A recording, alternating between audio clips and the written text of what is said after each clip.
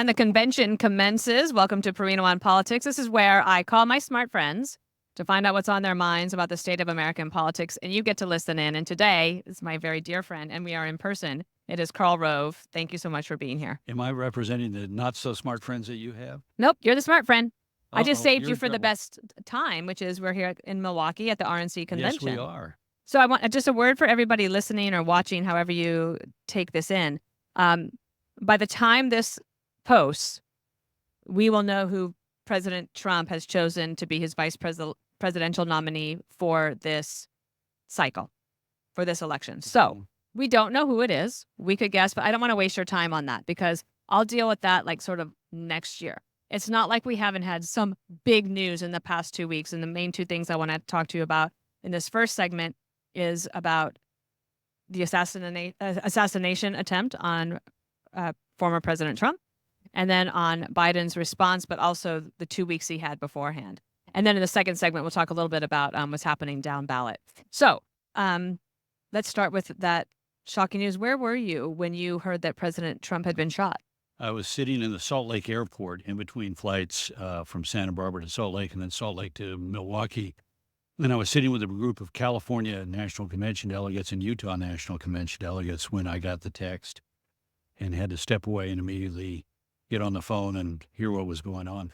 There were no television screens in the airport tuned into news. They all were, sort of the Golf. No, not even that. They were there. Here are the services available to you in the Salt Lake City airport.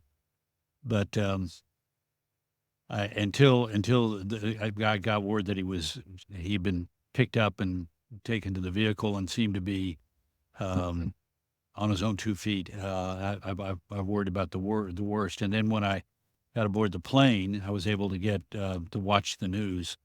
And oh my God, I mean, a fraction of an inch, Yeah, and the country would be plunged into a terrible moment, deeply terrible. it's almost like impossible to imagine, and you don't even want to let your mind go there. Yeah. I was brushing my teeth that night after we did the coverage, and I was looking in the mirror, and then I'd look off to the side, and then back to the mirror, and then back to the side, because I was like, that's how close it was to him losing his life, and also, that indelible image would have been horrendous. Thankfully, that did not happen. He said today in an interview that's posted in the New York Post that he was given a chance to unite the country and maybe even the world. And I've never had a brush with death, and I do wonder for this person who is a fascinating person, whether you like his politics or not, or his policies or not, whether you like him or don't like him, he is a fascinating person who does seem to have drawn upon this strength to know in that moment that he wanted to be everyone to see that he was okay and that he was going to still fight. That was his instinct. And you see those amazing photographs from that day. Yeah. Hard to imagine what you feel in that kind of moment. We all have friends who were in combat, whether it was in Gulf War, Iraq War, Afghanistan. And I remember an uncle who fought in World War II and an uncle who fought in Vietnam, 7 tours of duty in Vietnam. Wow. And there's something about being shot at. Winston Churchill said there was something really special about being shot at. And to become that close to death, to eternity, must have a profound effect. And I've frankly thought that might be part of the reason that he was spared, because his instinct was, I have a mission, and the mission is to unite the country. I thought his message saying that, he loved his supporters and he loved all Americans and he wanted to unify the country was really powerful. Let's see how long that lasts, because if that's the message on Thursday night, that he realizes that we can have disagreements over policies and the direction of the country, but we're all part of a giant family called America, and that it's the job of the president to unite the country and to lead, not to give up his views, but to pursue his views with respect for the giant family of which he's the leader, then that could be a powerful moment and would seal the election, in my opinion. He is, at this point, is it fair to say, you might not like this phrase, but right now with the election, is it Trump's to lose? Well, I've said that in my column that he was in the catbird seat a couple weeks ago. That's because of the first debate. I mean, this is an election in which there are strong feelings about both candidates, but people are more enthusiastic about Trump than they're enthusiastic about Biden. In fact, they're driven, the Biden supporters are driven more by an animosity towards Trump than they are about loyalty to or support of Biden. But it was a close race, and it's going to remain a close race. Trump has been winning largely on two bases. One is that on big issues like the cost of living or the border or America's position in the world, that people feel that things were better when he was in than they think things are when Biden is in. And the other issue is that he was seen as a stronger leader. Yeah. And we tend to give the benefit of the doubt. You and I were in a campaign in 2004 where a lot of people had doubts about the Iraq war, but they saw Bush as a strong and effective leader and did not believe Kerry had deep, strong opinions. So they were willing to say, I'm for the guy that I may have some concerns about his policy, but I think he's a stronger, more effective leader. And on the first debate, we already had deep doubts about the mental acuity and physical stamina of an 81-year-old president, and that debate solidified and magnified those concerns so that Trump has been winning on and decisively winning in the last 2 weeks on the issue of who's the stronger, more effective leader. And the image of him, literally trying to pull himself away from Secret Service protection in order to raise a fist and to reassure that he was there, that he was that he was not gone, was a powerful moment that just simply reaffirmed that. Do you think the Republican Party at this point is more united than the Democrats? Yeah, because they've got the Republicans by and large have a candidate that, well, both parties, it's like, 90 some odd percent of the self-identified members of the Republican or Democratic Party support their nominees. It's just that the Republicans are supporting theirs with enthusiasm and the Democrats aren't.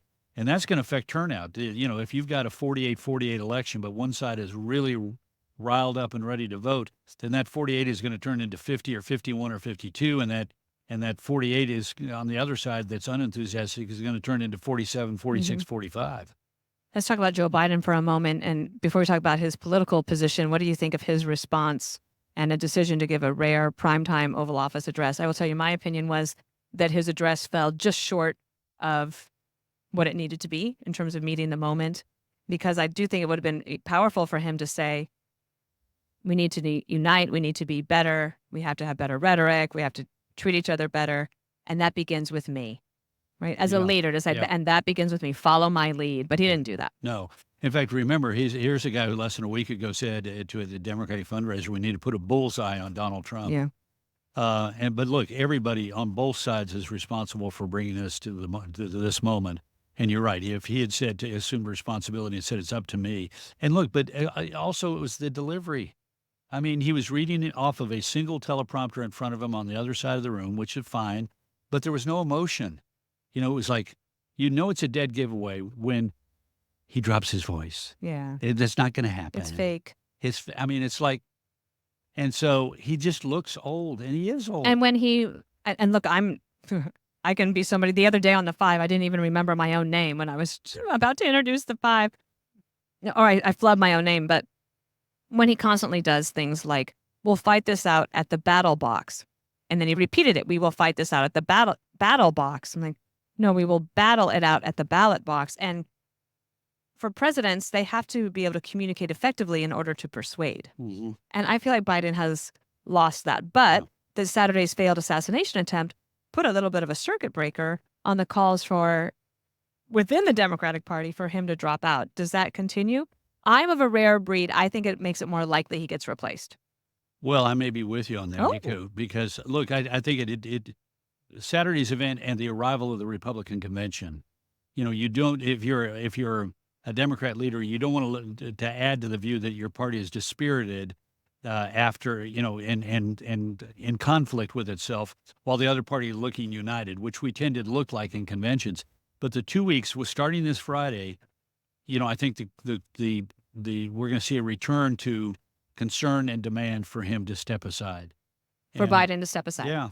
Do you think that because the polls will show, remember in his press conference, he said, if the polls show that I'm down that much, like he would consider stepping aside? Well, the polls have already started to show it. Now, granted, this is an election that's sort of like World War I, where it's, you measure your advances and retreats in yards, not miles.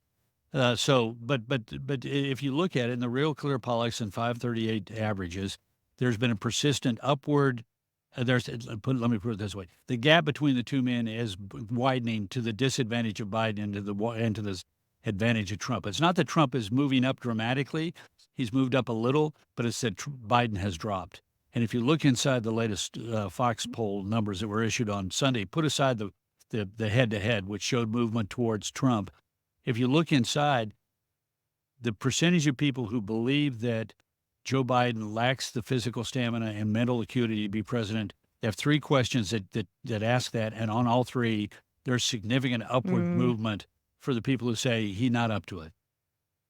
The Trump campaign put out a memo.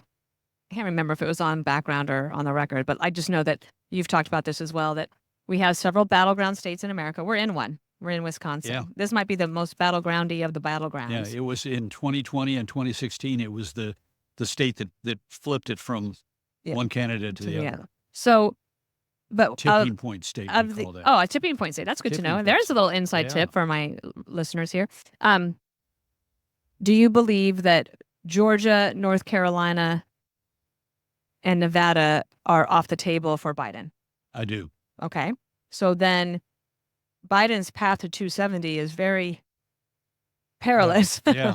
Arizona, the numbers look like it belongs in the North Carolina, Georgia, and Nevada group, but there's just a disquietude in Arizona about it. But let's assume for a minute that Trump carries all four of those states. Then all he's got to do is carry one of the Great Lakes states, and in order to win, Biden has to carry all three: Pennsylvania, Michigan, and Wisconsin. Right. So that's where we are on that. Yeah. Well, we may also be. There may be additions because if we don't have a lot of polls in Minnesota, New Mexico, New Hampshire, Virginia, but 3 or 4 of those states could be in play. It's amazing. If the bottom begins to fall out on Biden for a variety of reasons. New Mexico because of energy. Remember, that state's the budget of the state of New Mexico is dependent upon the oil and gas industry, and it's a border state. Yeah. And then Virginia, which has a very popular Republican governor. Minnesota, which is an upper Midwestern state and is also a plains state. So it's partly like Wisconsin, battleground, but it's also parts of it are like North and South Dakota, big red. And then New Hampshire, which is last carried by the Republicans in 2000, but it's got a Republican governor and is a tipping state. That must have been a hard one for you to swallow in 2004. Oh, yes, it was. Yes, it was. Yes, it was. But we did flip Iowa and New Mexico. Right. Will Democratic fundraising for the Biden-Harris campaign continue to either trickle to a slowdown or slow down to a trickle, excuse me? Will it slow down to a trickle or even stop? Well, I think it'll slow down. I'm not certain it will stop because, they're sort of like sometimes, particularly small dollar donors, big dollar donors will say, I'm done. But small dollar donors will say, you know what, by God, if we're going to go down, I'm going to send another $15, that kind of thing. But no, and look, money is important. And they have because that allows you to begin a ground game. And they have a ground game, and in a close state like Michigan or Pennsylvania or Wisconsin, which today are 1 or 2 points, a strong ground game can buy you 1 or 2 points or 3 or 4 points at most. But that advantage is probably going away.